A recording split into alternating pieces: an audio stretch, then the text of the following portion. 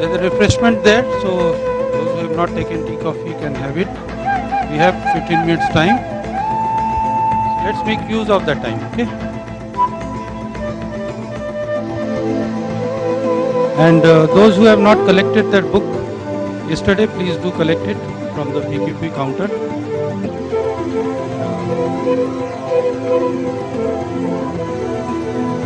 Those who collect that book will get opportunity to get another free book today. Those who don't collect will not get the free book today. How are you? Yes, yes, me too. It's a beautiful day. So in my experience, weather in India is always just perfect and beautiful. Okay. Okay, I hear. You can't hear me? No? Excuse me? Very little, okay. I could probably speak without the microphone. I noticed yesterday when people spoke with a loud voice, the speaker was kind of breaking up. So I was trying to keep my voice down. Can you hear me okay now? Yes? Who can hear me? Who cannot hear me? Who is sleeping? Who is asleep? So I was just observing that in my experience, the weather in India is always perfect. My experience is not too broad. You have to always be careful. We have to always be careful of that, yes? Have one little piece of information, and from that you make a big generalization.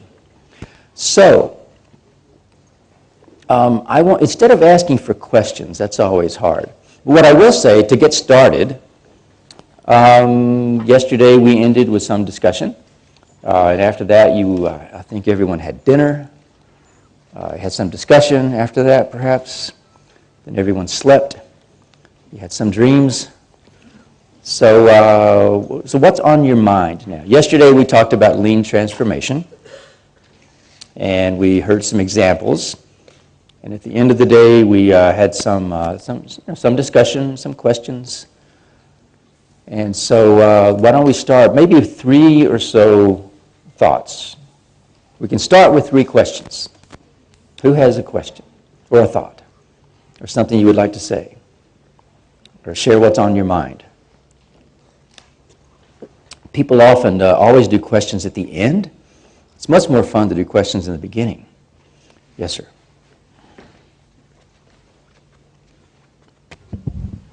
Good morning.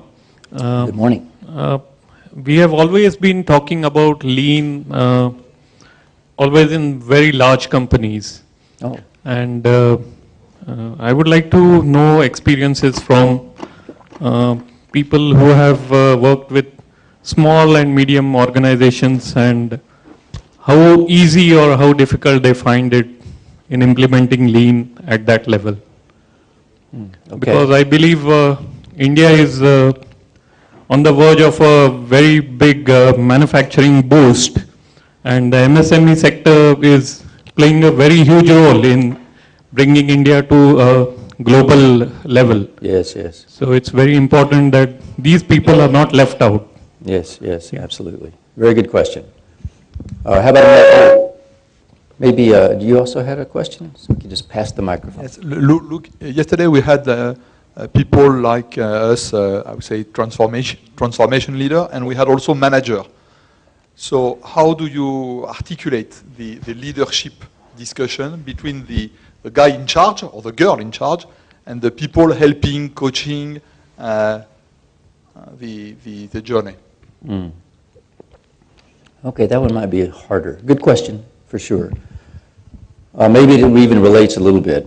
So with a small organization, there may not be any difference between the leader and then managing. With a large organization, perhaps there's a bit of a difference. Any other question or thought? Oh, thank you. I had been practicing, rather, I'm a freelance consultant in lean management, and I had been doing it for the last 2.5 years. I would like to talk something about lean in smaller or medium organizations. So the same. I mean, I would like to reply to that. Okay. The most important thing is unfortunately in India, small or medium scale enterprises, they are not as professional as they should have been. Everything is controlled by one person, that is the owner. And the biggest block there is the mindset of the owner. There is a lot of resistance for change from the top, and that is the biggest hurdle in implementing lean. They believe in traditional way of management, traditional way of running their business, and they themselves don't know what their issues are. In fact, the thing which Mr. John Shook has prominently shown us, what is the purpose? In fact, it starts from that. Most of them, they don't know what is the purpose of doing their business, why they are there, what they are doing. They are hardly aware of that. And that is the biggest block in MSME. Okay, now the thing is, I have observed most of the lean practitioners, they miss out is on Hoshin Kanri. Because unless one is very clear what is the purpose of doing business, you can't do anything. And Hoshin Kanri makes this purpose very clear, and it's very difficult time. In fact, I have experienced myself.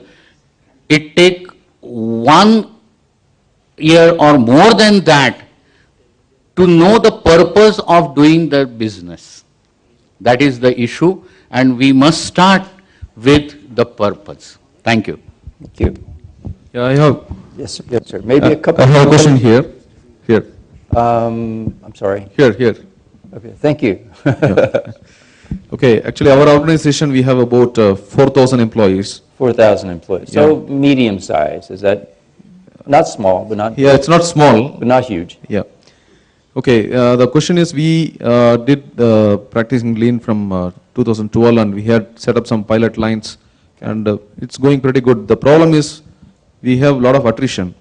So how do we manage this attrition? Because when Capgemini told yesterday that they have about more than 200,000 people, and they were able to do it much more, meaning which they were able to reach all the people. So we would like to know more on that. How do you manage the attrition, meaning which, how do you reach the newcomers? Okay, very good. I think some of these questions do start to relate a little bit. One thought we have, it may be incorrect, but is that all companies, probably, most companies, let's say, no, let's say all companies. It's more fun to make a big statement, right? That all companies start lean. May not be true. But let's say in the very beginning, you have someone at some reason. So yes, purpose gets lost. But in the very first day, someone knew why they were going to produce this and sell it, or grow some vegetables and sell it, or provide some service in their neighborhood, or something maybe bigger. The very first day, someone had a clear idea, surely, why they were doing that. And then the problem often occurs then when the organization does get large. So this question of how does it work in small companies, it's easier, just as it's easier to manage a small organization than a large one. Essentially, it's easier. But what's a large organization? And sometimes we think anything over 5 people.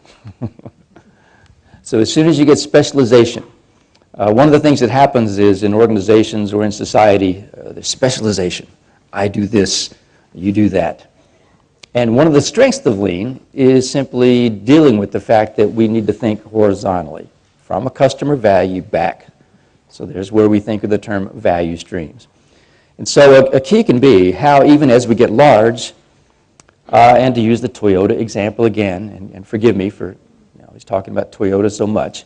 They're not perfect, they never were. If they were here, they would freely say that. But it's how sometimes, as a large organization, they can behave as a small one. These small units that are acting as their own entrepreneurial group. And so how to foster that, how to encourage that, how to enable that often becomes a challenge. So it's true that perhaps we talk too much about large organizations. I think if you look around, Google or whatever, you can find examples of smaller ones as well. The big companies have the big brand name or something. But there are a lot of examples of smaller companies. In fact, if that leader has a clear vision and idea, then to be able to share that and to be able to engage the organization certainly should be easier, and I think is usually easier. But this challenge, how can a large organization act like a small one? As I understood the Capgemini story yesterday, it was a great story, I thought. I'll be very honest. We're going to talk about this a little bit later, but most of the folks that I know that do kind of what I do and think about lean transformation, they do often talk about large organizations, but they almost always say you have to start from the top. And what we heard yesterday from Capgemini, that's not what they're doing. And I'm also not so sure that you always have to start from the top. The idea of this model is you have 5 dimensions of change. And what we're saying is whether you're talking about lean or you're talking anything, these are the 5 failure modes. So the question yesterday, why haven't a lot of transformations succeeded or sustained over time? The hypothesis being offered here is that on one of these 5 dimensions, there was failure to address one of these 5 things. Okay, these are the failure modes. So these 5 dimensions must be addressed. We're suggesting to address them via questions instead of a solution. Number 1, the 5 dimensions. Secondly, address them with questions. Thirdly, then, from a lean thinking standpoint, we have a suggestion of how to think about each of those and how to deal with each of those. And then it's up to you, each individual, each company, each owner, to do this or not. If someone wants to go in a different direction, I'm not going to say that that's wrong. There may be many ways to have a successful organization. What we have seen, however, is that this way works and has a very human appeal. And so those who want to learn more about this, we share, whether large organizations, small organizations. There were a lot more hands up. Maybe we just take 2 more, and then I think we've got the juices flowing, and we'll launch into some other discussion. I had a question. You have, and maybe one other has a microphone now? You have the microphone? Okay, so these 2, and then we'll stop, okay? So my question is about how to get the leadership engaged and making sure that, they have their day work and lean is not separate and it's a part of their work. It's been a challenge always. Equally, adaptation doesn't happen with different levels of leaders, and also some are very resistant to it. So that is an area that I would like to get some ideas and how to overcome that challenge. Okay. I think I'll try to address that as we go along. There were some additional things. One thing I can add or offer is that whichever level you start at, most organizations you can roughly divide between kind of 3 levels, 3 or 4, roughly. Even a giant organization or a small one. There's a leader or a small leadership team. There are the front lines doing value-creating work, and there's this whole thing in the middle, right? And what I'll suggest is that whichever level you start at, the other levels will be the problem. So in a way, it doesn't matter. So this is my, you have to start at the top thing. I don't know. If it's the leader, so the senior leaders often start, and they'll often say, oh, the middle. They'll just want to fire everyone in the middle. I know companies that they call the middle the layer of clay. Said, if I could just get them out of the way, flatten the organization, then everything will be fine. That's one way to look at it, right? But another is that, well, those people in the middle are the most important key to whatever's going to happen, right? They're really the key to successful change.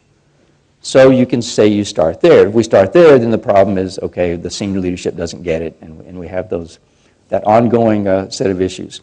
And others worry about the front lines. Well, the front lines, we have to get them to follow the standardized work and stuff like that. One thing I will say, and I'll talk about an example, is when it comes to the frontline work, this lean way of working is better, and they will prefer it. There may be resistance up front, there may be a union, there may be all kinds of resistance and various reasons. But if we, as the leaders, with confidence, bring this way of thinking and managing and working to the workforce, they will prefer it. It's a better way of working. But then organizationally, for large or small companies, we have these other things to deal with, which as companies grow, we try to deal with the complexity in various complex ways that cause us a lot of trouble. And maybe just one more, and then we'll get started. Yes, thank you.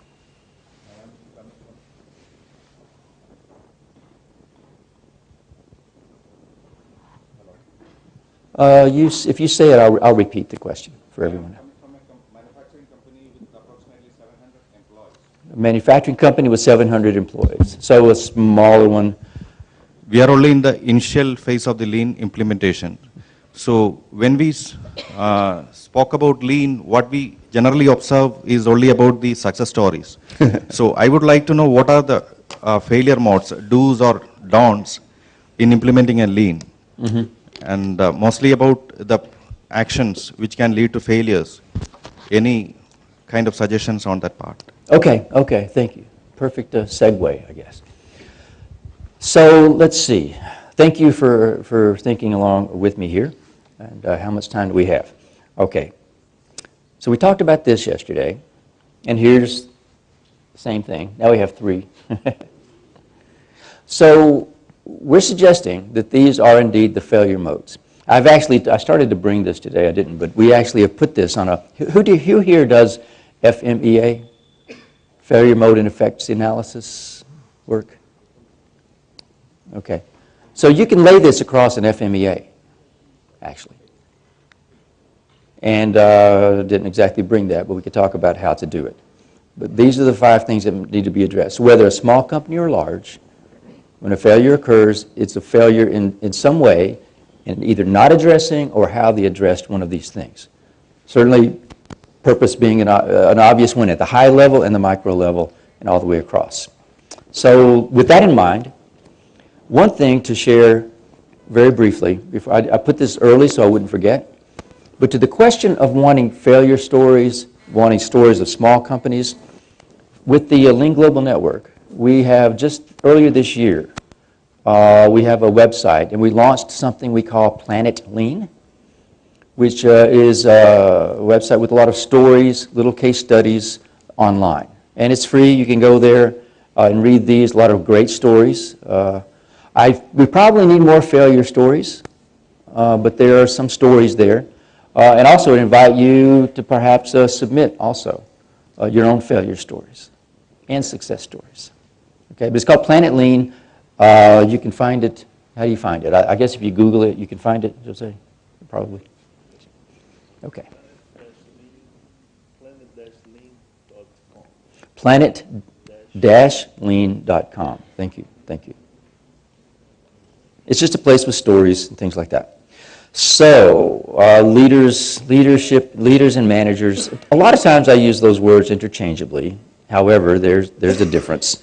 Let's see if it comes out as we discuss this. What's the role of leaders in a lean transformation? So I frequently hear a question that kind of came up now. Interestingly, the way it was addressed now was the reverse of the way I have it here, which often, I can't get my people to do this. And now that I'm older and I have, more gray hair and less hair, I spend more time with senior people, and I'll often hear this in the closed door. He's sitting, I can't get my people to do this. How do I get my people to do this? I get it. I read the books, or I've seen something, or I understand it.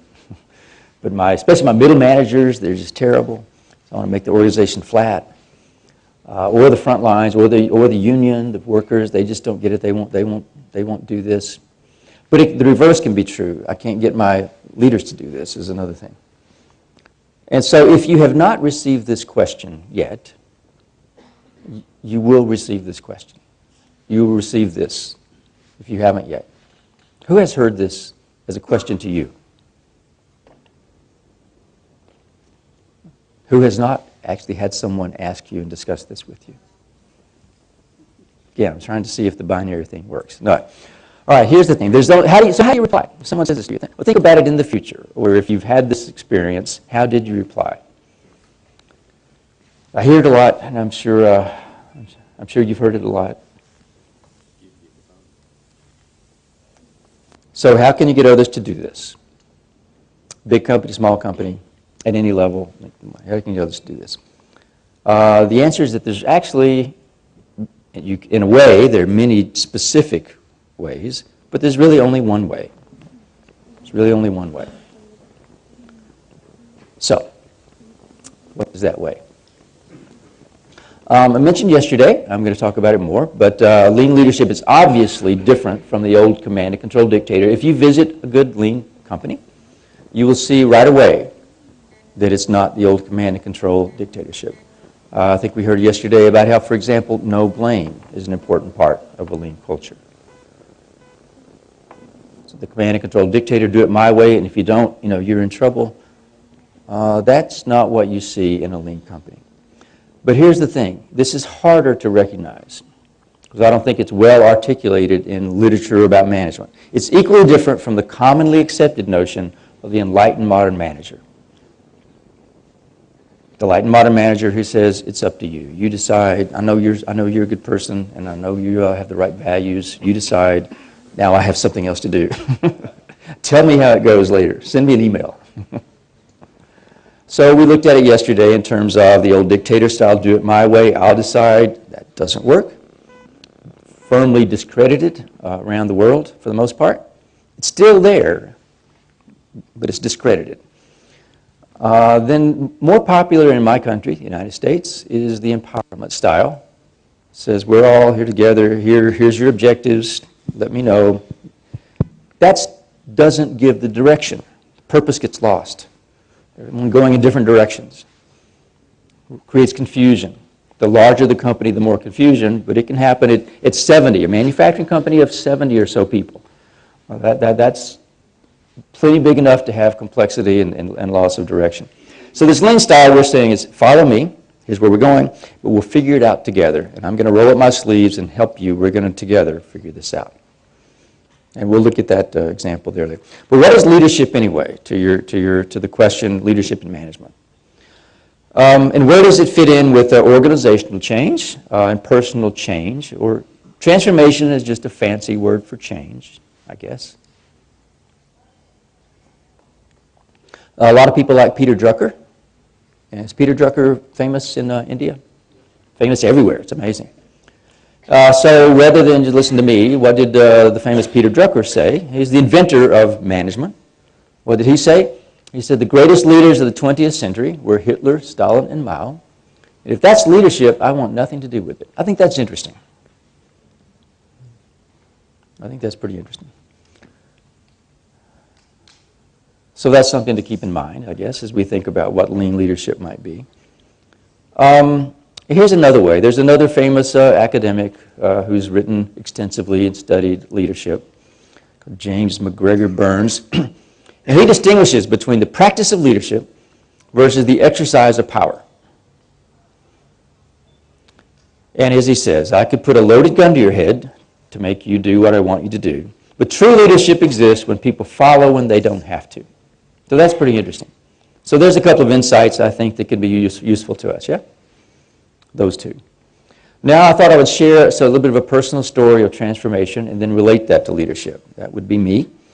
And that would be an experience that I had at something called New United Motor Manufacturing, Inc., NUMMI, which stands for New Me.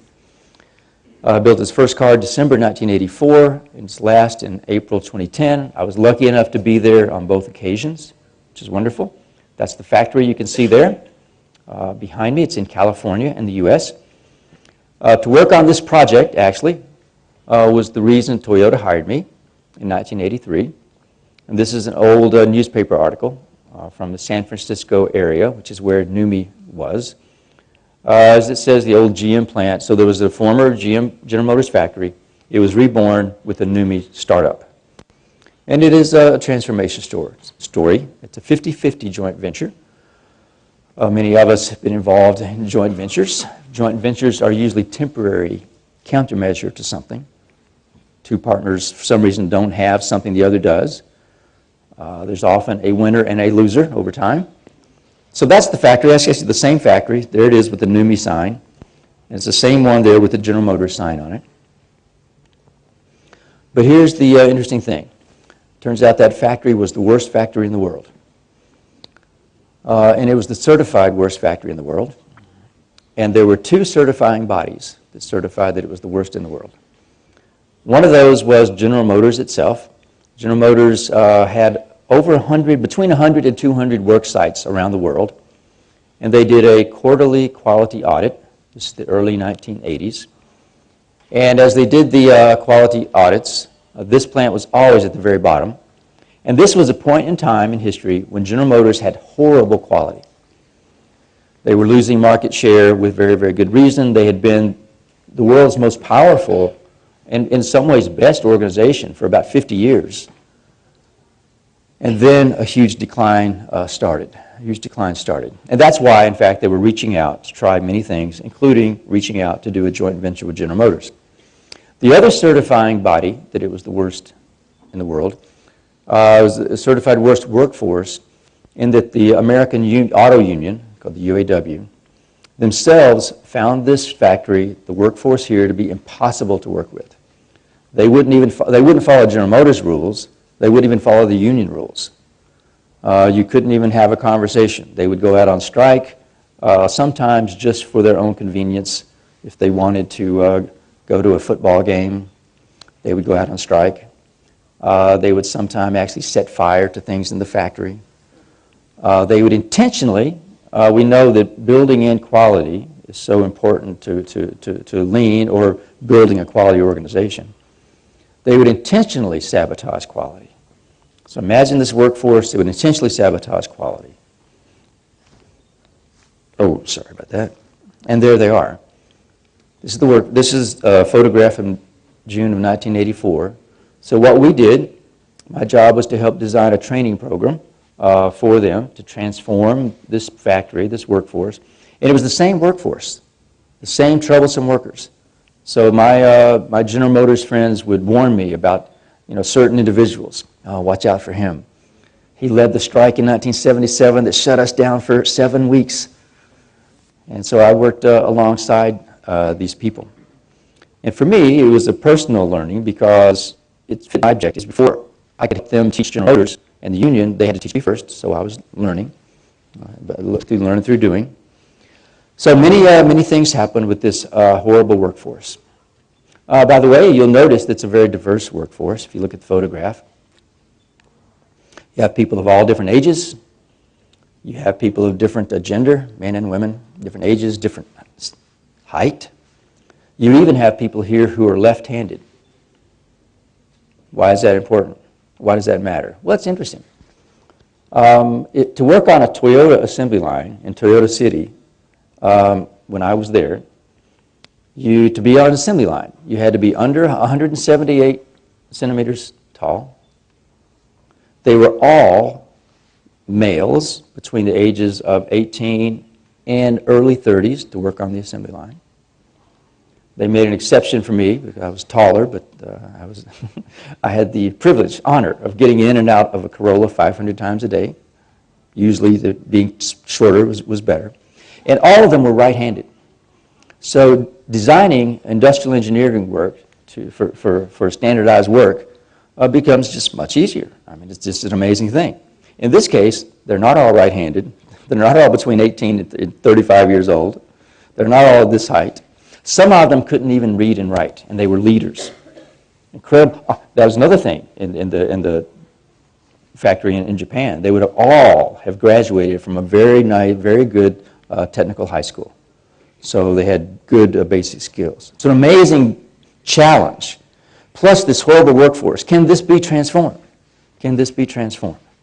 So what happened is in 1 year, there weren't just some improvements here or there. It went from the very worst to the very best. It set a record for the very best quality score any GM plant had ever gotten after the launch. Usually after the launch of a car, especially then, you wouldn't buy a car for 6 months because you wanted them to work out all the bugs, all the problems. It's an amazing transformation. And that was General Motors certifying that went from worst to best.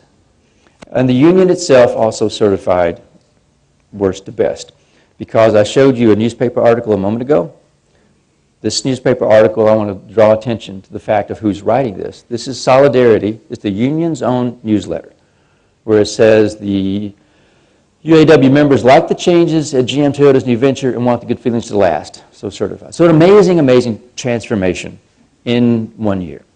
So so it's interesting to think about then, today's topic, what might be the role of leadership in this? As far as if you want to learn more about that case study, you can read about it online. This then, I showed you a moment ago, that photograph of those were all frontline supervisors, UAW members, who were going to Japan for 3 weeks or so of training to learn a new way, to see a new culture, to learn a new way of working, to learn a new way of thinking. This then is the first leadership team, also going from California to Japan, Toyota City, to learn a new way of thinking, a new way of managing, a new way of leading. The fellow here in the back, in the middle, with the tall guy with the mustache, he was the senior American there. We had just hired him from Ford. He then was responsible for, on that side in California, for leading this change. So this is him arriving with his leadership team to begin his own personal learning journey. So I thought I would offer for your, I'm sorry there's not enough failure stories here. Maybe I'll think of some along the way. This is another kind of a success story, I guess. But the reason I'm telling the success story is to examine and think about failure modes. In pulling out these 4 lessons, I'm suggesting that these are failure modes or success modes from a leadership management standpoint. So 4 lessons in leadership from NUMMI. Here are 4. Establish mutual trust. No problem is problem. Lead as if you have no power. And before you build cars, build people. So from a leadership management standpoint, I guess I'm suggesting these are 4 keys. I'm not sure if I'm willing to go quite so far as to say these are the only 4 keys, but I think these are necessary, and I think they're probably sufficient. So let's briefly look at each one, just briefly. First of all, this is that newspaper article I showed you a minute ago from the union's own newsletter. But I've added here another newspaper article. I saved all these old newspaper articles from 30 years ago. This one from the president of NUMMI, a member of the Toyota family. I got to know very well. And he points out, in terms of talking with the local media, we're seeking mutual trust. And throughout the entire operation, always, the words mutual trust was on the lips, coming out the lips of the leaders, frontline supervisors, and the union people as well. Mutual trust. We have mutual objectives. We have a common understanding of why we're here, what we're trying to accomplish. And whenever problems would occur, you go back to that. Why are we here? Why are we here working together? We have, that time in the beginning, maybe 3,000 people total. Why are we here together? And whenever problems would crop up, you pull back to purpose. Problems still occur, disagreements, keep going back until, well, we're here together so we can assure our own survival, our own job security for the future, so we can providing great products to our customers. So mutual trust. So that's the first of those 4, yes? Mutual trust. There's more to say about mutual trust, I know, but today we're being kind of quick. The second one, I said no problem is problem. Is that the second one? So that means solving problems at the Gemba, not data analysis in a room. That has its place, okay, but mainly out there where people are struggling, where human beings are struggling. So often lean initiatives have a lot of data analysis in a room and determining better ways to do things, and then we, as the experts, improvement experts, go out and do these things to the people doing the work, as opposed to engaging them. There's an amazing difference in how we might observe work.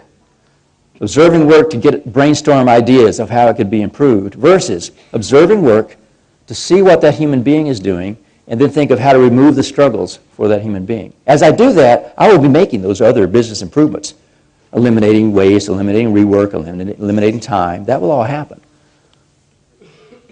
But solving problems at the beginning. And no problem is a problem means, if you ever interact with a lean person at your work site, the worst thing you can say when they say, how are things going, is to say no problem. The worst thing you can say. Because a firm presumption that we have in our thinking is that there are problems everywhere all the time. So our job as leaders, as managers, is to find those and be taking them away. Taking away those problems. There's a problem everywhere all the time. We think, oh, how can I design this process more perfectly so there would not be a problem? I want to design the process as well as possible, yes. I want to make it better. But I also want to know that there are still going to be problems. My job, the job of all of us, is to find those. So imagine then turning a worker from someone who's expected to do the job right. Okay? Here's your standard work, do it right. From someone who we're saying do the job right, our assignment to him, or her, instead of doing it right, is find the problems. Find the reasons you can't always do it right. Your job is to become a problem finder. Wow, that is a radically different way of thinking about designing work. And I'm going to say at every level. And this becomes the key of this large organization to small organization thing. At every level. Solving problems, working on problems at the Gemba. No problem is a problem. And I could talk about just that one forever, but I won't. Now this other one, I think I mentioned it yesterday, but lead the organization as if you have no power. So every manager is a mentor. Every manager is a teacher. That's our job, is to develop people to the next level. So Gary Convis, the senior American there, had a mentor, had a boss, as we all did.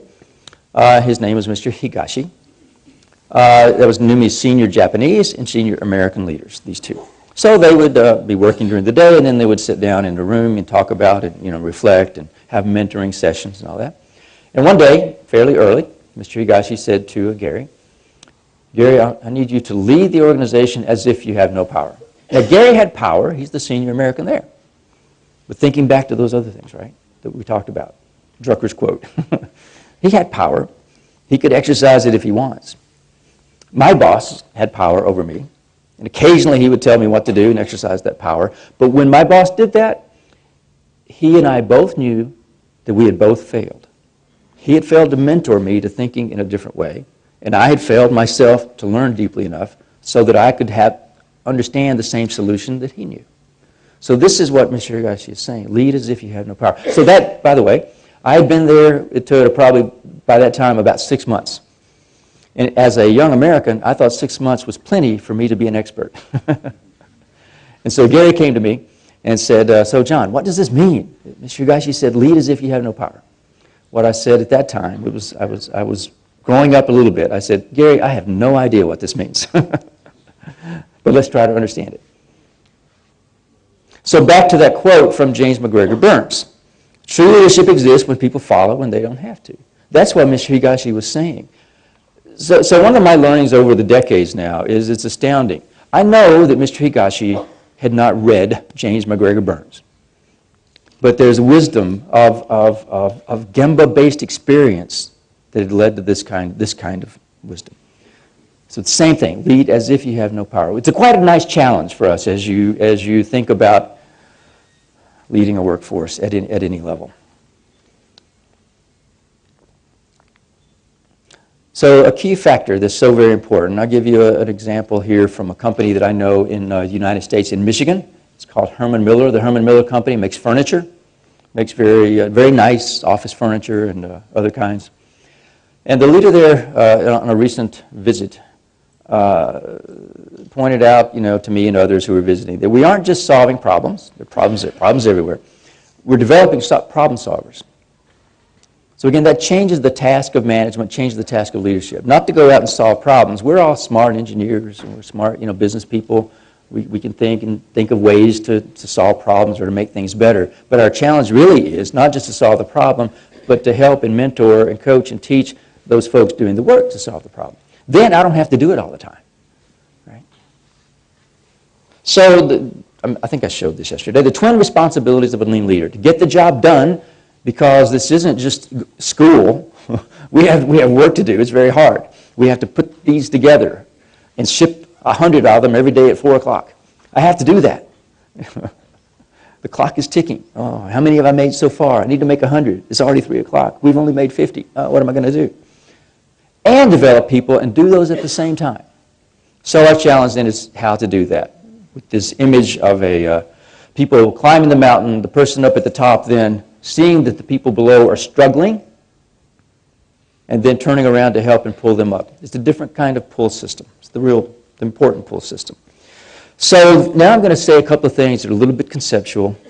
You're all smart people, bear with me, and I wish we had more time to be able to talk about this.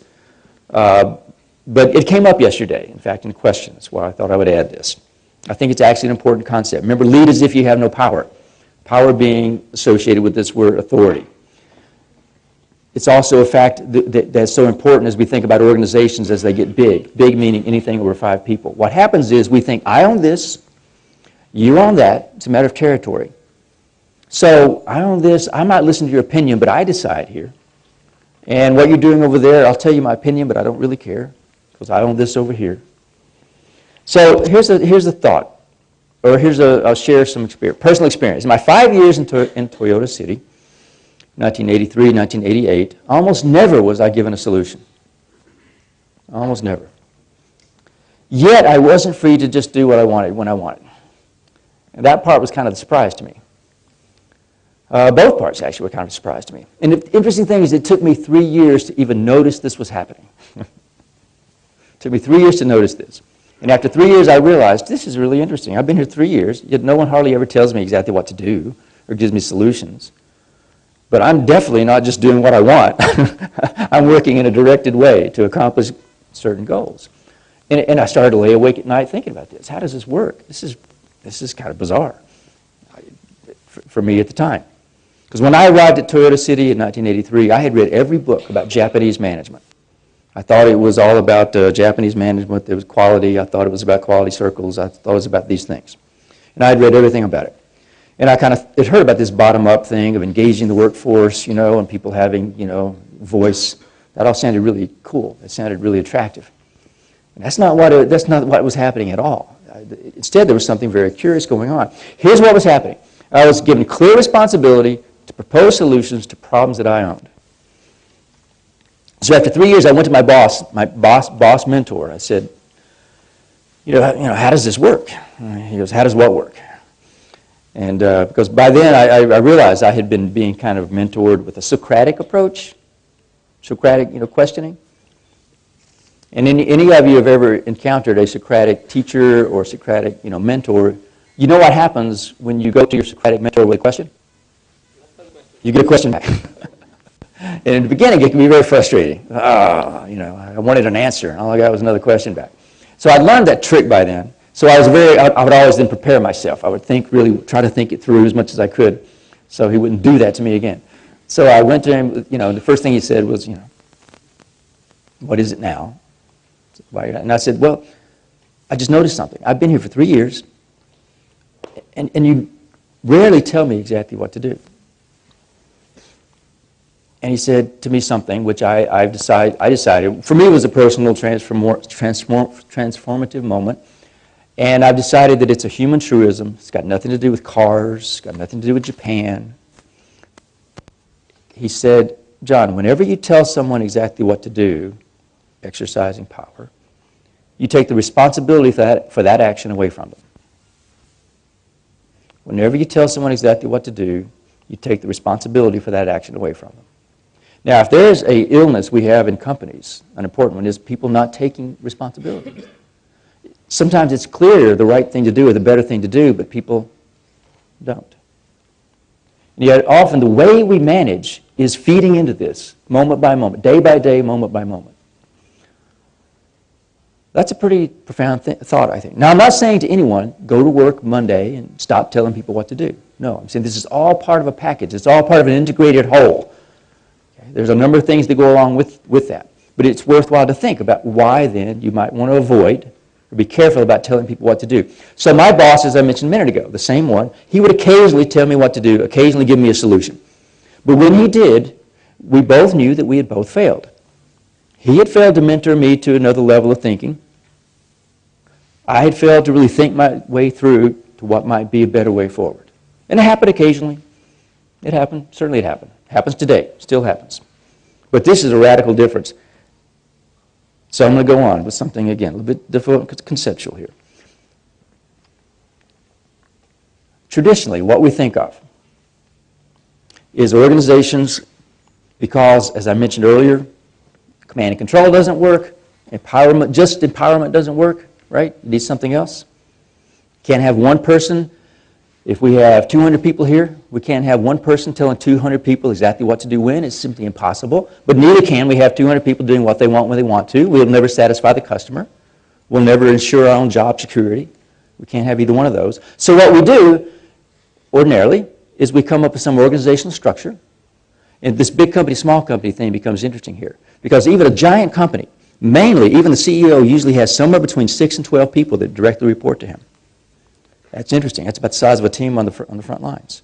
So what we do is we break the organization down into some sort of a pyramid with line item authority, carefully articulated. You know, you have responsibility for that. You have authority for this. You decide these things. Anything over up to $10,000 you can spend, $10,001 you need to get authorization, and all this kind of thing. And when it doesn't work, we try to be more specific, especially Americans. We lead the world in one industry. That's lawyers. And so we'll try to be all the more specific about exactly what someone can and cannot do. But you cannot write down enough in the job description that covers every situation. Better that I get the right thinking in every person. So in a traditional hierarchical organization, position establishes authority to make decisions. Yeah? Every organization I know. So you're the assistant manager in purchasing. So you have authority to make these kind of decisions. Or you're the general manager of body engineering. You have authority to make these kind of decisions. In cross-functional organizations, so here's where the big versus large, small versus large becomes interesting. In anything, I'm going to say even 70 people, what you end up with is a cross-functional organization. Kind of a matrix. The people often end up hating the matrix because what happens is authority becomes unclear. Things fall between the cracks. So if you have this mental model of how things should work, yet we work in a cross-functional organization, it won't work. It's built in from the very beginning that this is going to fail. Talk about failure modes. It causes confusion, frustration. How do I get a decision made around here? Breakdown of the decision-making process. In our work, if we're not actually putting something together, putting engineering lines on the paper, processing invoice, or actually even then, our work is actually making decisions. If you look at a factory, someone's work might be doing 5 things to put this together, right? Basically, our work, the equivalent of attaching this to a car is making a decision. And the decision-making process will break down if we have one mental model that doesn't actually fit the reality. So in a lean organization, position establishes, this is a big, big difference here, responsibility to get decisions made. So there's 2 words that are different. Instead of authority, I'm saying responsibility. Instead of make decision, I'm saying get the decision made. So whatever it takes, with me, my boss, whatever, my responsibility was to do anything I needed to get the responsibility made, to design a new training program, to get that approved, to get that in place so it's actually developing people. I needed to get the decision made, whatever that took. Whoever I needed to talk to, however I needed to make the argument, I needed to get the decision made. And I'm suggesting that dynamic actually plays out throughout an organization. So here's another way of saying that a little bit more succinctly, perhaps. Making decisions and creating alignment. So authority-based means the right to decide. So I own this, I have the right to decide this. You own that, you have the right to decide that. So that makes the debate around who has the authority for what, who has the right to decide. So that's what people do. I mean, I've spent decades, millions of hours sitting in rooms of people, trying to make decisions in companies and having a fight about this. Who's going to decide and how? Whereas if you switch that from a debate around the right to decide into a dialogue around deciding the right thing, what's the right thing to do? What's the right thing to do for the customer, for the company, for the individual? So I'm going to suggest that lean management then solves an age-old dilemma that encumbers all large organizations, large meaning anything over 5 people. Organizations have a basic dilemma, conflict, between control, going the right direction, and flexibility, being able to be adaptive to the situation. So this way of and we try to solve that again with organizational theory, how we move the lines around on an organizational chart. What I'm saying is this different way of managing makes that dilemma melt away. Provides extraordinary focus, direction, and control, because with everything I was doing with my boss, I am making a proposal. But here's the problem I want you to solve. There's too much scrap being generated by that machine. We can't ship every day at 4 like we need to. We're only shipping 90% of the time. Our turnover, employees are quitting a lot now. And that's a problem. We have to hire and train more people. I would be given that problem. And with my people, I'd give them that problem and say, okay, now what are you going to do about it? But when I said, what are you going to do about it, I didn't just leave them alone. I said, okay, here's the problem. Now you think it through, you come up with some ideas, and let's have a discussion, and I'll try to help you think it through. At the same time, maximum flexibility, because no one's telling anyone exactly what to do. So you own the problem of the fact that, okay, turnover is increasing. Last year, 20% of our workforce left. The year before, it was only 10%. What's going on there? What are the facts? What's happening? Why is that happening? What should we do? You own that. And I'm going to help you own that. I'm going to resist my impulse to try to give you what I think is the answer. That way of managing, then, resolves the age-old dilemma that encumbers all large organizations of control and flexibility. So change the leader's role. How can you get others to do this? I said there's only one way. I think it should be clear now what that one way is. Challenge is not getting other people to do this. Challenge is getting you to do this. And me. So whether you're the CEO or you're in the middle, or you're in the front, that's where you have to begin. And even as it gets tough later and you see different problems, that's still the only thing you can do. How can I deal with the fact that my leader doesn't get it? That's simply a problem to solve. Turn everything into a problem for you, for me to solve. The leader's challenge, I think, is to make objectives, outcomes, assignments clear enough so the subordinate, the person doing the work, can approach the task with confidence. I need to be putting 100 of these together by 4 o'clock every day. Okay? I need to figure out why we have 20% of our workforce quitting. Okay, make that clear. But open enough that responsibility is not taken away. Okay? So that they have freedom to think. So the individual doing the work has clear responsibility to propose solutions with a sense of entrepreneurial ownership. We're going to make everybody an entrepreneur. So we're going to make everybody, then we're going to make this giant organization operate like a small one. Clear direction with clear ownership. So the leadership challenge, enable each person to take responsibility, all 200 of you if you work for me, to solve problems, improve his or her work, but align each person's work to provide value for the customer, prosperity for the organization. So we want to get the work done and develop capability at the same time through mentoring, and we have to begin with ourselves to do that. Mr. Cho was a former chairman. He left Toyota in June of this year, finally retired, that is. And he said, again, I quoted Drucker before because why listen to me? Well, Mr. Cho is a more qualified lean leader. So 3 keys to lean leadership. Go see. Senior management must spend time on the front lines. Ask why. Use the why technique. Go see what's really happening. Use the why technique daily. Means find out why things are occurring as they are and to show respect, especially respect for the people doing the value-creating work. So my suggestion is that lean management, or lean leadership, is less about providing the right answers than asking the right questions and trying things or encouraging others to try things so they can learn each step along the way. Now, I wasn't born able to do this. I don't know if Socrates was born able to do this or not. Perhaps he was. Perhaps Mr. Cho was. But I need a job aid. I need help in doing this. And that, our Gemini friends mentioned this yesterday. There's something we call the A3 process, which simply means taking your ideas, put them on one sheet of paper so you and I can understand them. So if you work for me, or when I worked for Mr. Cho or our other bosses, they would say, give me your ideas in a form that I can understand them. And in the beginning, I thought they were trying to micromanage me. Just let me do it. Why don't you? We said mutual trust. Why don't you trust me? Don't you trust me to do it right? And what they said was, there's 2 kinds of trust. That I trust your intention to do it right. But my job is to make sure you have the capability to do it right. 2 radically different things. If I just trust you to do it right, I'm abdicating my responsibility to develop you to another level. So one sheet of paper, put our ideas down to enable us to be better managers as coaches. Remember this yesterday, our basic thinking? The principle of just enough and the principle of questioning and experimenting through structured questions and experiments. So it's asking then a good question becomes a skill for us as leaders to develop, just like any other skill. That's the skill we need to develop. So there's where this A3 can be a job aid to ask good questions, because on one sheet of paper, you're going to give me that sheet of paper is going to be insight for me into what's taking place inside your brain. So then I can try to ask better and better questions over time. So those responsibilities, get the job done and develop your people at the same time.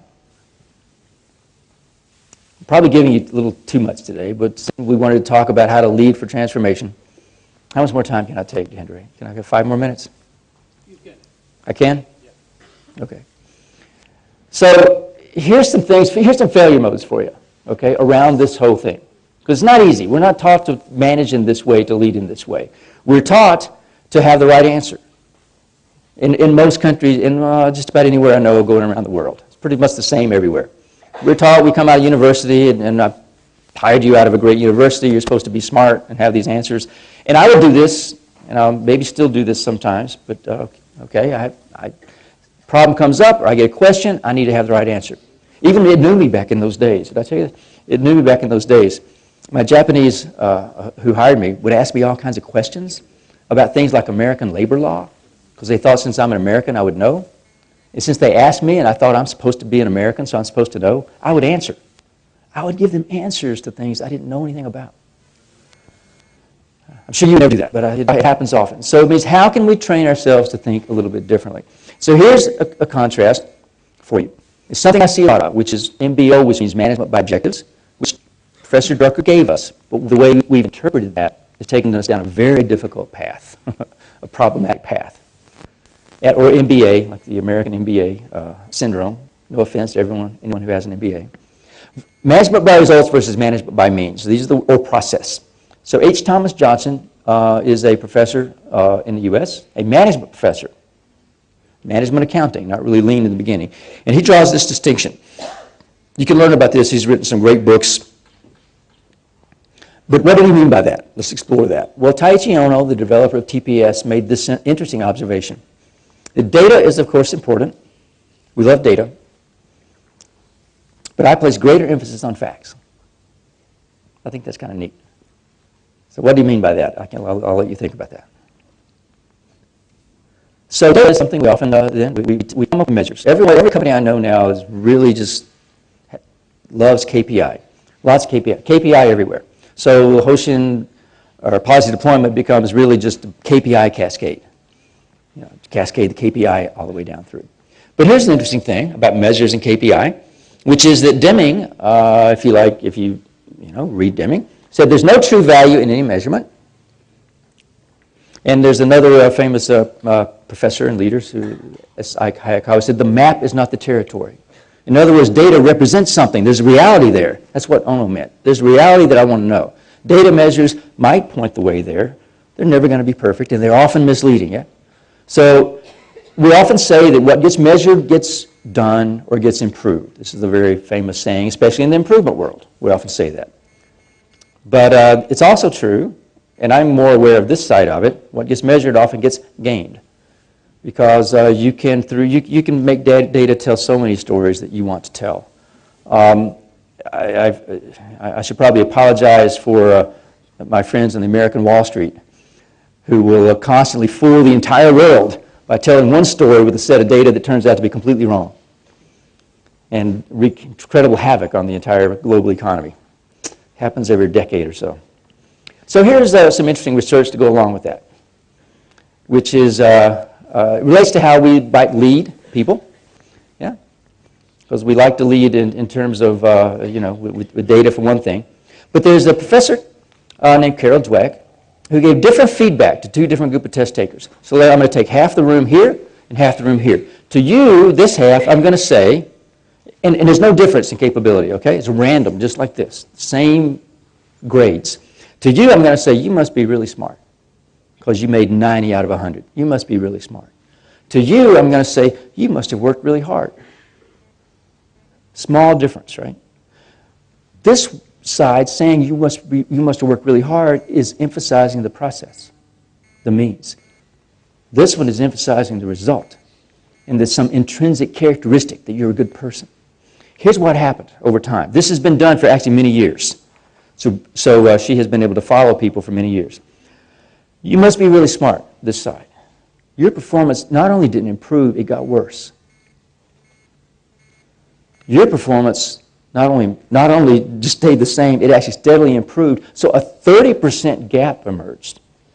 30% is amazing. That's an absolutely astounding. Now, where do you want to be on this 4-box chart? Very, very obvious, right? Of course, nobody wants to be over here. Bad in process, bad in results. And anybody wants to be up here, that's obvious. And so most of the time we end up managing and leading by talking about these kind of things. Duh, of course. That's easy. What's interesting is, and a test of our character as leaders and managers, is how we think about these 2 boxes. That's where it gets interesting, actually. And that's where it gets tough. That's where it gets tough. So how do you think about it? Or how does your how do you think about it, but how does your company think about it? And then how would that impact the behavior of the organization, the behavior of the people that are doing the work? The ones who are smart versus the ones who work hard. How would that impact that behavior? So from a lean standpoint, here's kind of the way we like to think of it.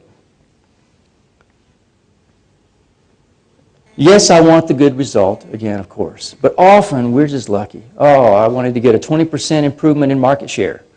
There's so much involved in getting that actual 20%. A lot of things outside of your control, right?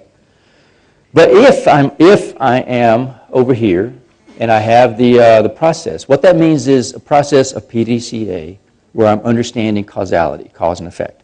So then I can move it over towards the good. I don't want to stay over there. I need the result to stay in business. But now I have some ability to kind of move around. So KPI, KSF, key performance indicators. Everybody has key performance indicators. But people leave out the critical success factors. The objective, that's what needs to happen. We always need to be thinking about the KSF, which means what needs to happen for that to happen. That's our focus then. Leaders establish alignment around the vision, the key objectives. Then we need to break those down into processes that can deliver on the KSF. The KPI is just an indicator, it's lagging. It's not the real thing. The success factor is the real point we want to focus on. The process, that means the work to be done. What needs to be done and how to do it. So one of the things about lean that's characteristic of lean is an absolute obsession with how the work is done. Not only the high-level stuff, the strategy and conceptual discussions of leadership behavior. How is the work done? And that, in fact, is the fun in all this as you get into it. How you design work so that it can be done effectively. So the good news is that you can do this. We have examples around the world. We have examples in big companies, small companies. Examples of true wall-to-wall transformation are unfortunately rare. But good stories of transformation occurring in various organizations, though, is ample. We have plenty of those. The other good news is it's going to be really hard work. A lot of effort will be required. The troublesome news is that there's no roadmap. Beware of consultants who want to sell you a roadmap. Here's what you do. You have this for you. You have this, then this, and this. Because what happens is that might have worked for them, right? 3 phases, 5 phases, X number of steps might have worked for them in their situation, but that was theirs. You have to reverse engineer what that was through your questions. The good news then is you're not just floating adrift by saying, okay, there's no roadmap. Instead of a roadmap, we need a compass. We need a GPS so we can check and adjust our way towards our ultimate objective, our purpose. That's what we need to help guide. So that's what this is intended for, not to tell you the exact steps, but to give you something to look at, to be aware of those failure modes, so you can design your own way forward. This is the last thing I'll show, just as a kind of a parting gift. We're going to give you the PDF of all our presentations, including this. So this is a worksheet you can use. It's got the questions, and just questions, not answers, not telling you what to do. Over here, the 5 dimensions, the question addressing each 5. Some more questions along the top that whenever you go back home and you go do a Gemba walk in an office or in a factory, then you can use this. So ask you, what did you see? Okay, objectively, just what did you see? Not what did you look for, what did you not see, what did you see? Then what's a possible target condition here? Oh, I saw people sitting around not working. I saw people working really hard. I saw people bending over. I saw people generating scrap. I saw people working really effectively, making perfect quality. What did you see? What could be a possible target condition next? Then, what gaps exist between today and tomorrow, including for my CEO? Okay, the Gemba might be a visit with the CEO. What is his thinking? Is it over here in the praising people for being smart and on KPI only? That's going to just give me a gap that I need to work on then. Then for yourself, not thinking about what others need to do or the company, for yourself, what are your own learning points? And how will you use that learning then going forward? So every time we go to a Gemba, we're not just thinking about them and how to improve them. We're thinking about what we can learn and how we can improve ourselves. I think that's probably the only real way forward, at least based upon my experience so far. Thank you, and sorry for running over to Hendre. Thank you, everyone.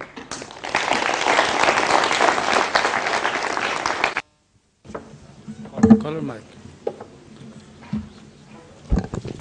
Okay, friends, we had a wonderful talk by John. I believe we have 250 people sitting here going to become lean leader and transform India.